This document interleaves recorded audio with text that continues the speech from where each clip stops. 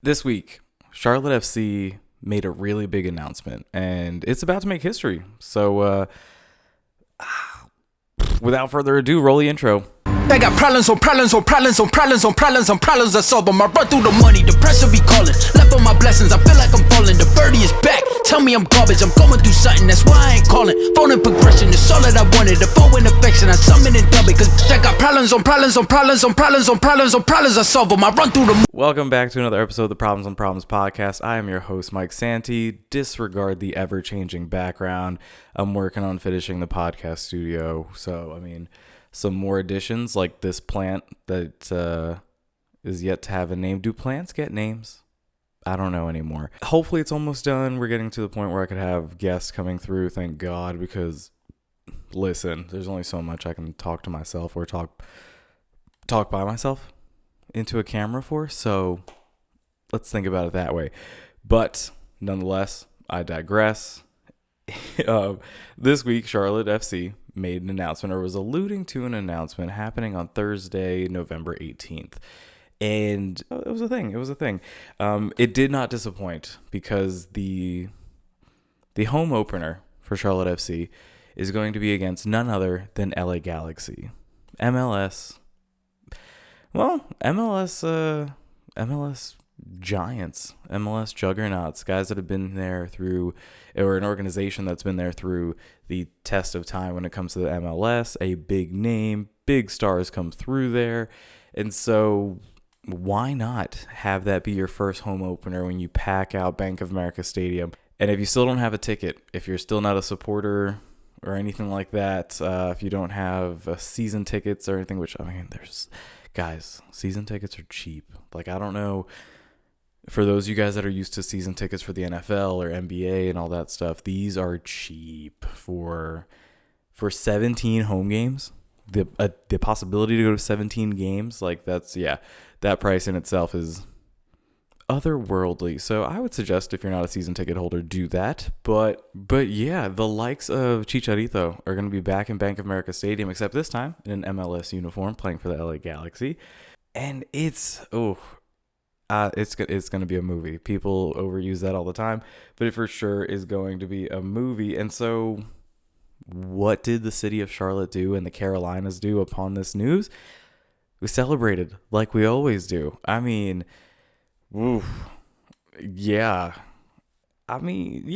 a La Barra, CFC was there, Mint City Collective was there, packing out Courtyard hooligans over in Uptown in the French Quarter, completely taking it over with Charlotte FC fans.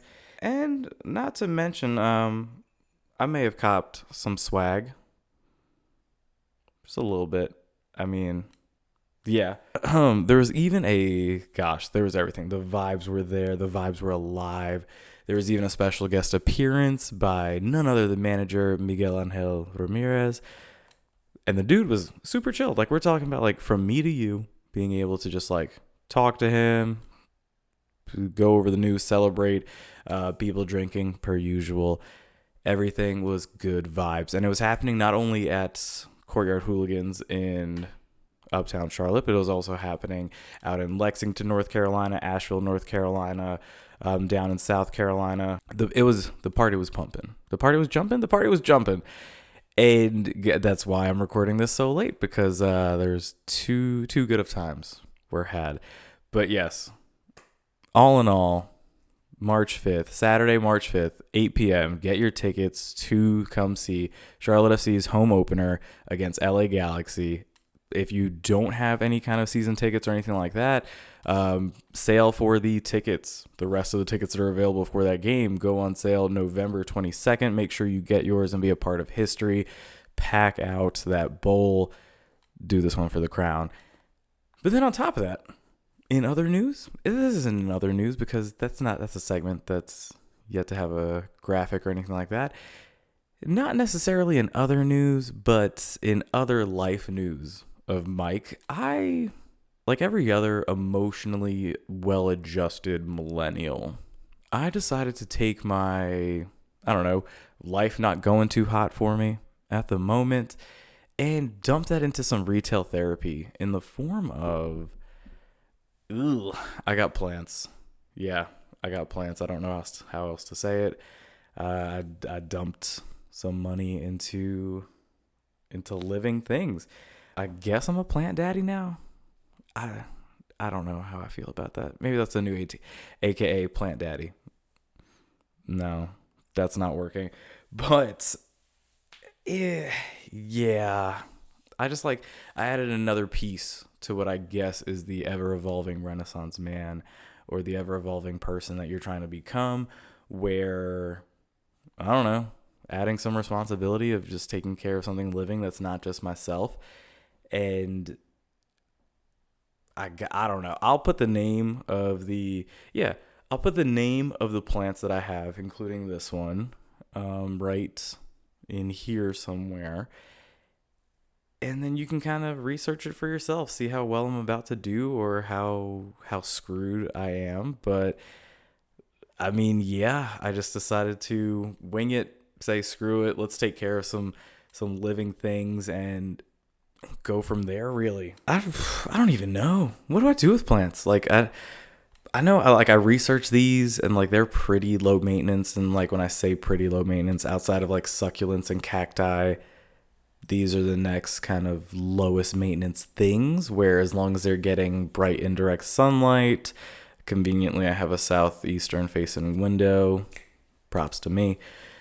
But yeah, do you name plants? Do you give them names? Do you talk to them? No, I'm not talking to plants. That's not happening. So yeah, I mean, do y'all want to name my plants? Is that a thing? Is that what we're going to do? Maybe I'll just spin this off into some weird series about like a dude trying to take care of plants without becoming a plant person. And we'll name it like the Plant Poppy Chronicles. And then we'll, add in some music, some flair, stuff like that. But yeah, I don't know. Maybe it's just more responsibility for me to like have something that I shouldn't let die or that I don't let die. But I guess follow up with me in a couple of weeks to see what's happening, because at least from what I've read, these things really only need water like every 10 to 14 days. Some of them only need water like 15 days, every 15 to 20 days on some of them. But yeah, follow the journey, see what happens, see if these plants live or die. I'm most worried about this one because this office gets no natural light whatsoever. So unless this giant softbox is shining its brightness on that plant, I'm gonna be a little worried about that one. But who knows if it still stays there. Like I said, the backdrop / whatever you're seeing in this office layout, studio layout, is ever changing, so who knows what's gonna happen. But we will I don't know, we'll take a quick commercial break. We'll take a quick break, come back, give you guys the scoop, give you guys the rundown, talk about your Thanksgiving food choices, maybe, and then we'll get you on out of here. P.O.P. And we're back with the great debate. Last week, I asked you, is Thanksgiving food overrated? And 68% of you said no, which is actually that's a smaller number of no's than I thought. I was actually surprised by the amount of yeses that I got. And to that, I just want to ask, what's up? Why don't you like Thanksgiving food? I mean, big disclosure from me. I, as a thick boy, I'd like to say that there's never going to be an event, holiday, or, I don't know, festivity of any sort that includes food that I'm not going to be pumped about or psyched about. Like, if like food was a love language, it would be mine. The old saying that like the quickest way to a man's heart is through his stomach, that sounds weird. Never mind. But anyways, if that was a thing, it would apply to me. I'm all about food. If you're surprised by that, have you really been watching this long? And yeah, I'm gonna say that like any holiday that involves food, especially a holiday that's solely based on the food, that's gonna be fine. For those of you that were kind of, I don't know, the ones that lean on Thanksgiving food being overrated, I would just say, hey, maybe you're eating too many of the same foods. Maybe you need to switch it up and make it a little bit more festive on Thanksgiving. Maybe you need to, I don't know, cook it yourself. make sure something's not, if something's not to your liking, that you fix it, so on and so forth.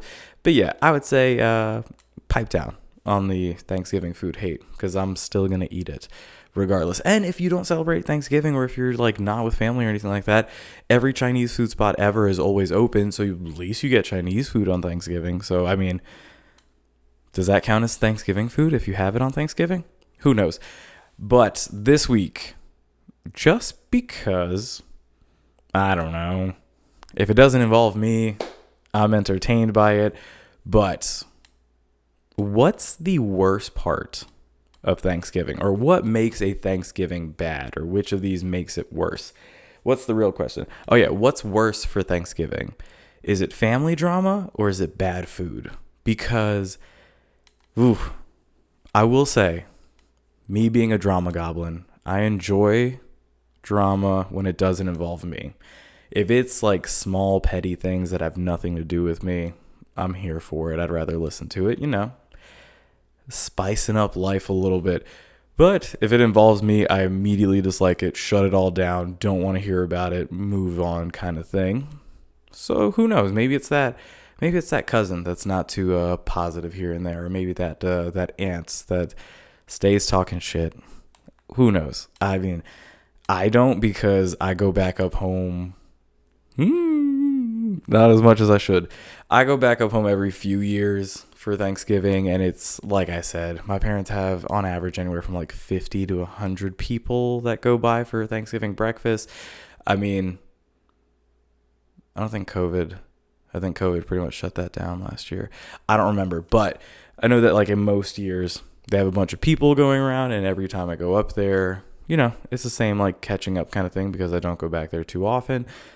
So, I mean, I don't know. It's nice, but then also like, I also like just like not seeing anybody or not talking to anybody sometimes. So for me, maybe it's the family side where I'm like, yo, let's get the drama going on, or maybe that'll make it worse.